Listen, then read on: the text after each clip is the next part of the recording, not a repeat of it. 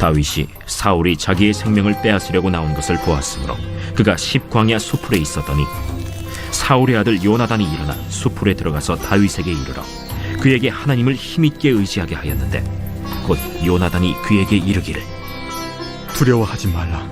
내 아버지 사울의 손이 내게 미치지 못할 것이요 너는 이스라엘 왕이 되고 나는 내 다음이 될 것을 내 아버지 사울도 안다. 두 사람이 여호와 앞에서 언약하고 다윗은 수풀에 머물고 요나단은 자기 집으로 돌아가니라. 그때 10사람들이 기브아에 이르러 사울에게 나와 이르되 다윗이 우리와 함께 광야 남쪽 하길라산 숲을 요새에 숨지 아니하였나이까? 그러하온즉 왕은 내려오시기를 원하시는 대로 내려오소서. 그를 왕의 손에 넘길 것이 우리의 의문이이다. 너희가 나를 긍휼히 여겼으니 여호와께 복받기를 원하노라.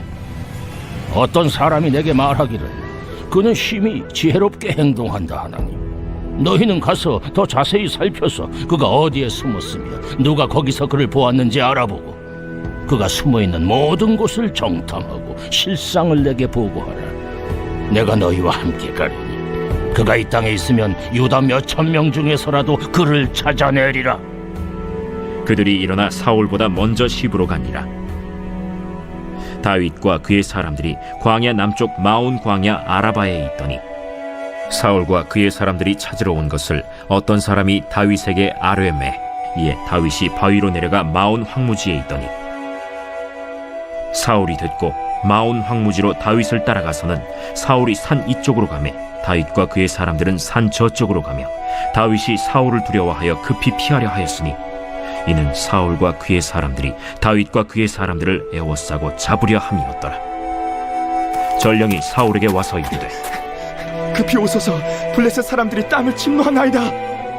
이에 사울이 다윗 뒷쫓기를 그치고 돌아와 블레셋 사람들을 치러 갔으므로 그곳을 셀라 하마느곳이라 칭하니라. 다윗이 거기서 올라가서 엔게디 요새에 머무니라.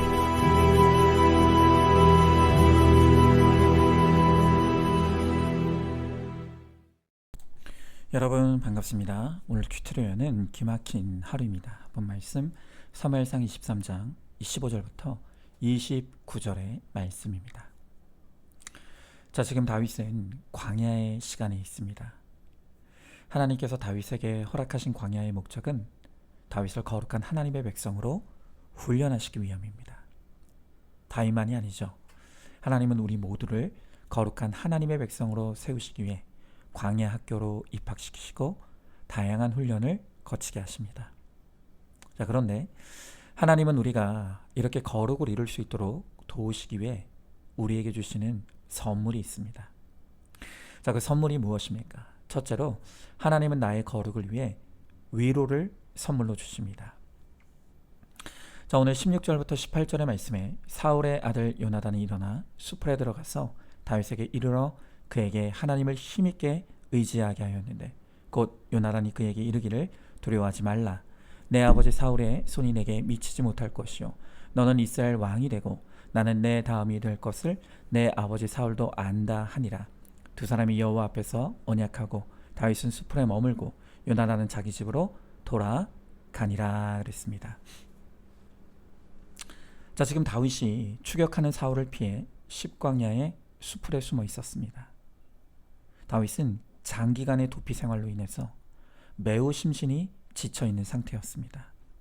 자, 그런데 그때 친구 요나단이 그곳에 찾아왔습니다. 그리고 16절에 보니까 요나단은 지칠 대로 지친 다윗에게 하나님을 의지할 수 있도록 힘을 불어넣었다고 합니다.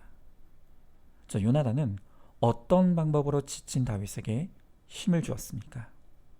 바로 그것이 위로와 격려였습니다. 오늘 요나단이 다윗에게 이렇게 말하고 있습니다. 두려워하지 말게. 내 아버지 사울은 자네에게 손도 대지 못할 걸세. 자네는 반드시 왕이 될 것이고 나는 그 다음이네.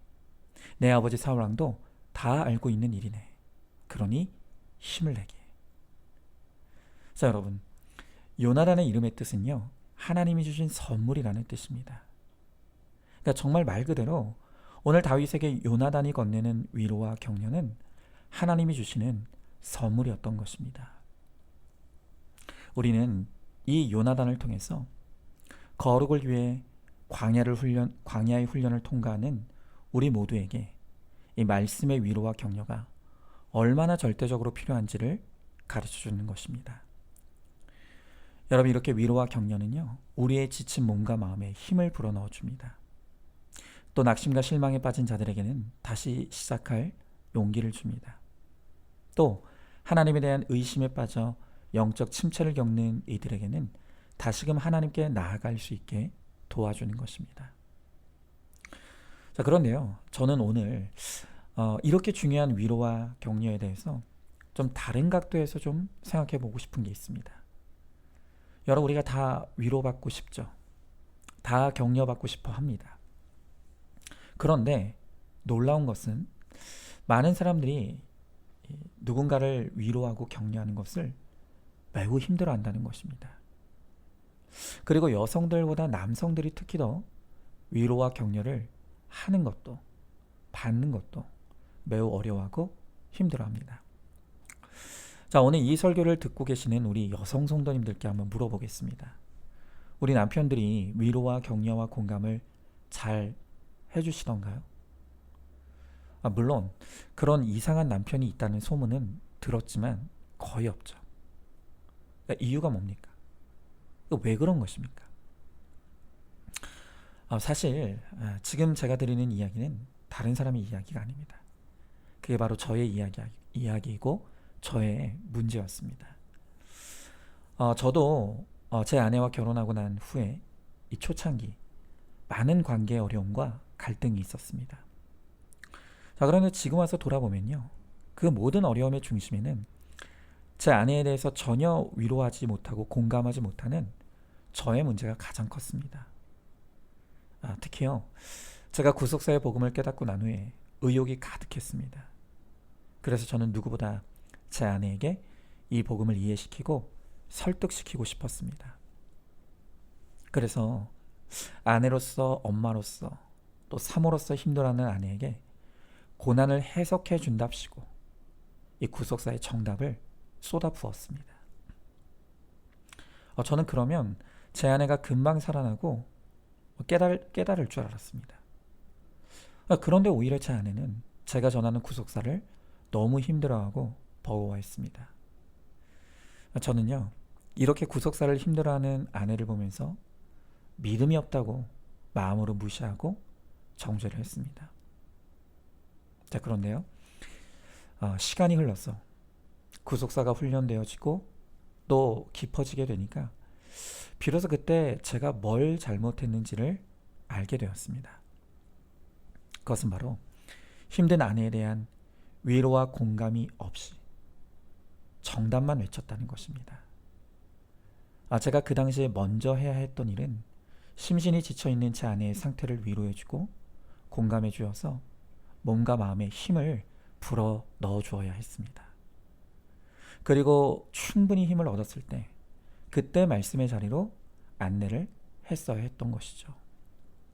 그런데 구속사를 감당할 힘도 없는, 또 믿음도 없는 아내를 이해하지 못하고 말씀의 차가운 정답만 강요하니 제 아내에게는 그것이 또 다른 무거운 짐이 되었던 것입니다. 이렇게 저의 문제는 따뜻한 위로와 공감은 현저히 부족하고 차가운 정답만 있었던 것입니다. 자, 그러면 여기서 한번 생각해 보시죠. 저는 왜 이렇게 위로와 공감이 안 되었던 걸까요? 제가 이 문제를 놓고 스스로 참 많이 묵상을 했습니다. 물론 한 가지 이유만 있는 것은 아닙니다. 그러나 저는 제 자신이 왜 이렇게 위로와 공감에 인색하고 어려움을 느낄까를 오랜 시간 묵상하면서 굉장히 중요한 이유 하나를 발견하게 되었습니다. 그것이 무엇인가 하면요, 제가 자라오면서 누군가로부터 따뜻한 위로와 격려를 받아본 경험이 거의 없었다는 사실이었습니다. 특별히 제 아버지께서 언젠가 저에게 본인의 자녀 교육 철학에 대해 말씀하셨던 적이 있습니다. 제 아버지께서 그렇게 말씀하셨습니다. 달리는 말에는 채찍을 가야 해. 이것이 저희 아버지의 교육 철학이었습니다. 그래서 제 아버지는 늘 자녀들에게 못하면 잘해야 하고 잘하면 더 잘해야 한다고 가르치셨습니다. 저는 자라오면서 제 아버지로부터 따뜻한 위로와 격려 또 공감의 언어를 들은 기억이 없습니다. 그러다 보니까 저의 언어도 제가 모르는 사이에 아버지의 언어를 닮아버렸던 것입니다. 그러나 그렇다고 제가 아버지를 탓하거나 원망하는 것은 절대 아닙니다. 왜냐하면요, 생각해 보십시오. 그럼 제 아버지는 왜 그렇게 차가운 정답만 말씀하셨을까요? 그것은 제 아버지도 아버지의 부모님에게 그런 따뜻한 위로와 공감의 언어를 못 들었기 때문입니다. 여러분, 그러니 누구 잘못이다 탓이다 할 게 하나도 없습니다. 중요한 것은 무엇인가 하면요, 모르면 배우면 된다는 것입니다. 서투르면 훈련하면 된다는 것입니다. 제가 저의 문제를 알고 위로와 격려에 대해 훈련을 해오면서 알게 된 것은 다행히도 위로하지 못하고 공감하지 못하는 문제는 고치지 못하는 불치병이 아니라는 사실입니다. 굉장히 많은 사람들이 바로 저처럼 몰라서 들어본 적이 없고 해본 적이 없어서 공감과 위로에 서투르다는 것을 알게 되었습니다. 여러분, 그러니 이렇게 말씀을 드리며 공감과 위로의 중요성을 알게 된 지금부터라도 공감하는 법을 배우고 위로하는 법을 훈련하고 격려하는 법을 익히면 누구라도 얼마든지 따뜻한 위로와 격려의 사람이 될 수 있다는 것입니다. 여러분, 물론 저도 아직 많이 부족합니다. 하지만 제 아내가 제가 참 많이 좋아졌다고 칭찬해주고 인정을 해주고 있습니다. 여러분, 위로와 공감 그리고 격려는 몸과 마음이 지친 사람들에게 줄 수 있는 최고의 선물입니다. 우리가 믿음의 부모로서 자녀에게 위로의 선물을 주시길 바랍니다. 또 부부간에 서로에게 공감의 선물을 해주시기 바랍니다. 또 영적 침체를 겪는 지체들에게는 격려로 힘을 불어넣어 주시기 바랍니다. 바로 그것이 거룩을 향해 가는 우리에게 하나님이 주시는 큰 선물입니다. 자, 한번 질문해 봅니다. 부부간에, 부녀 부자 지간에, 또 지체간에 위로와 공감과 격려가 잘 되십니까? 위로와 공감을 어떻게 하는 건지 잘 모르고 있지는 않습니까? 그렇다면 이유가 무엇이라고 생각하십니까? 지금이라도 다른 사람을 위로하고 공감하고 격려하는 방법을 배우고 훈련하여서 심신이 지친 사람들에게 선물과 같은 존재가 되기를 힘쓰시기 바랍니다. 자, 두 번째로, 하나님은 나의 거룩을 위해 고난을 선물로 주십니다. 자, 오늘 19절부터 21절의 말씀에 보니까 그때 10사람들이 기브아에 이르러 사울에게 나와 이르되 다윗이 우리와 함께 광야 남쪽 하길라 산 숲을 요새에 숨지 아니하였나이까? 그러하온즉 왕은 내려오시기를 원하시는 대로 내려오소서. 그를 왕의 손에 넘길 것이 우리의 의문이이다 하니 사울이 이르되 너희가 나를 긍휼히 여겼으니 여호와께 복받기를 원하노라 그랬습니다. 자, 여러분, 이렇게 다윗에게 따뜻하게 위로해주고 격려해주는 요나단 같은 친구만 있으면 얼마나 좋을까요? 그런데 우리의 현실은요, 지금 다윗의 주변에 다윗을 죽이려는 적들이 득실거린다는 것입니다.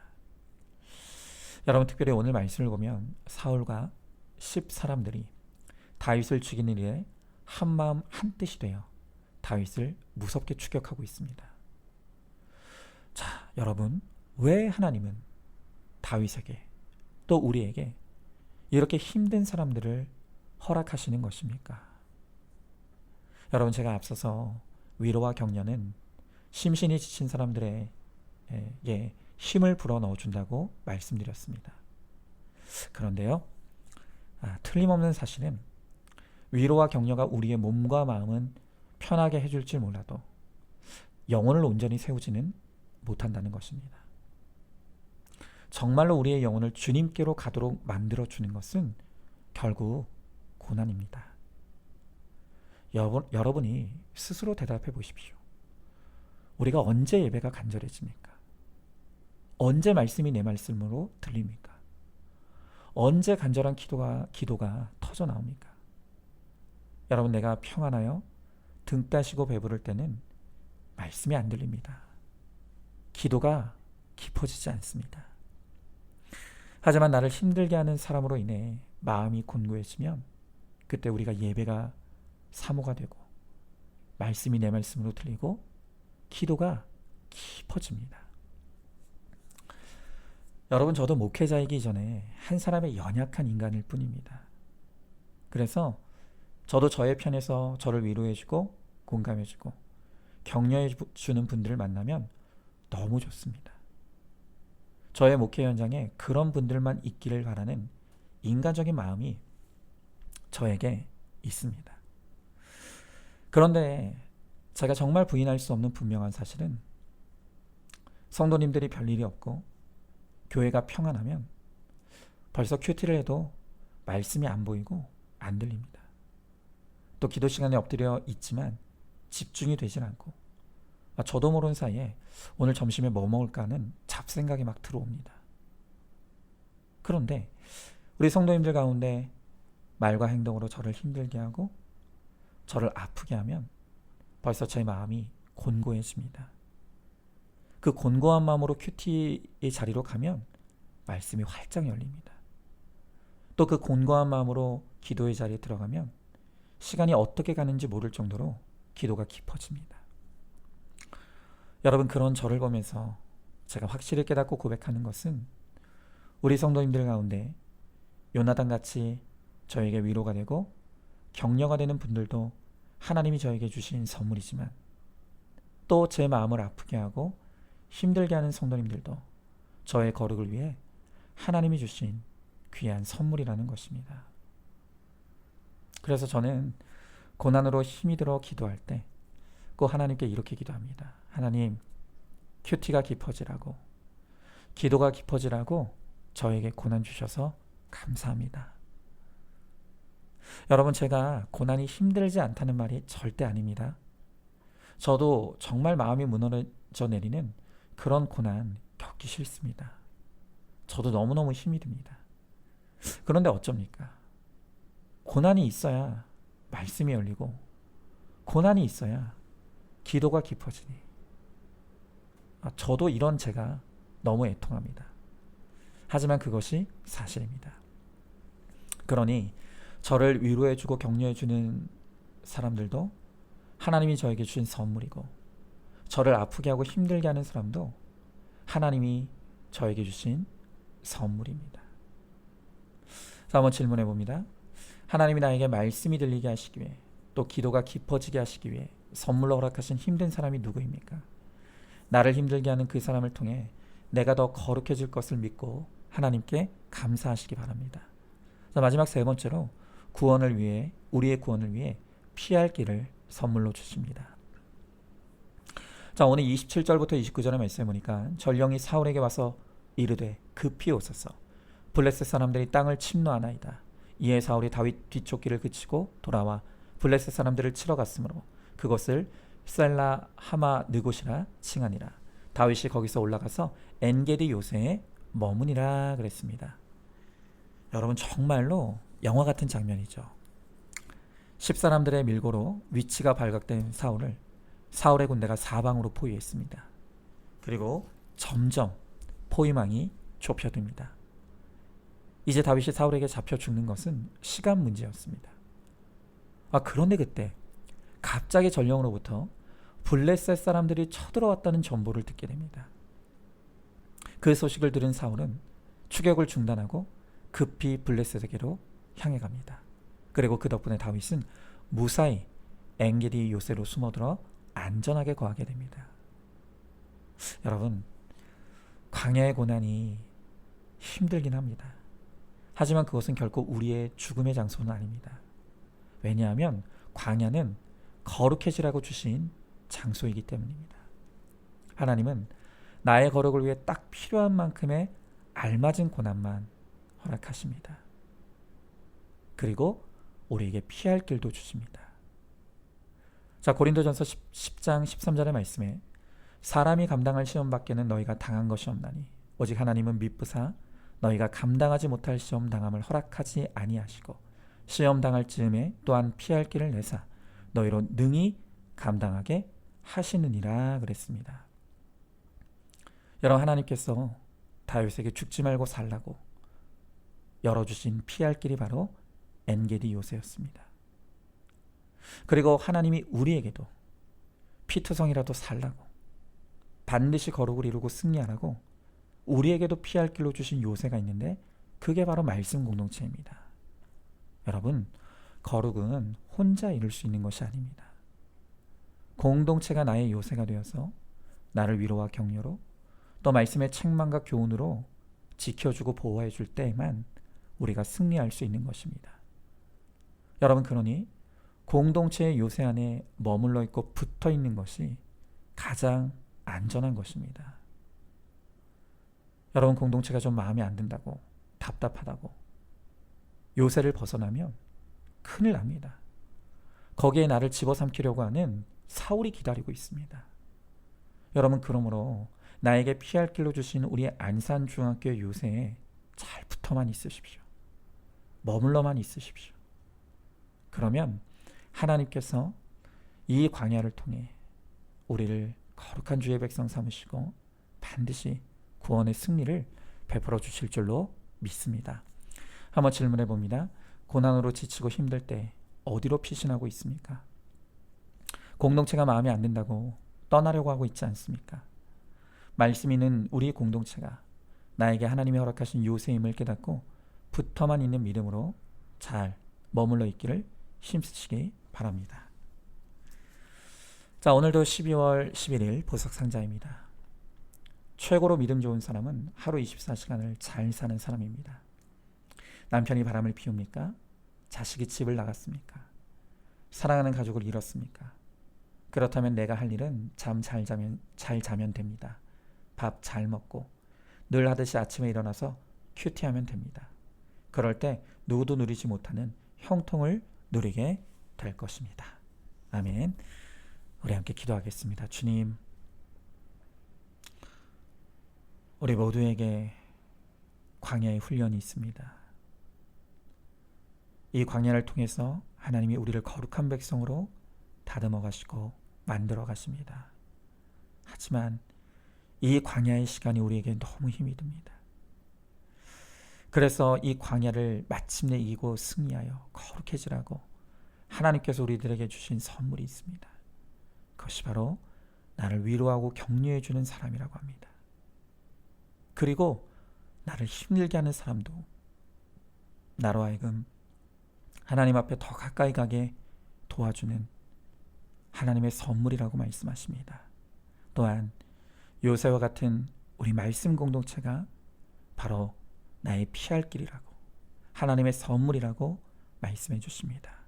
주님, 우리에게 주신 선물이 바로 나를 거룩하게 하는 것임을 알게 하시고 좋은 사람, 힘든 사람, 그리고 우리 공동체를 다 소중히 여기고 그 모든 것을 통해 우리가 하나님께 더 가까이 나아가므로 우리가 거룩하여지고 또 구원의 승리를 이루는 우리 모두가 되게 하여 주시옵소서. 믿사오며 사랑이 많으신 우리 예수님 이름 받들어 기도드리옵나이다. 아멘. 오늘도 큐티로 기막힌 하루를 살아내는 하늘가족 공동체 우리 모든 성도님 되시기를 주님의 이름으로 축복합니다.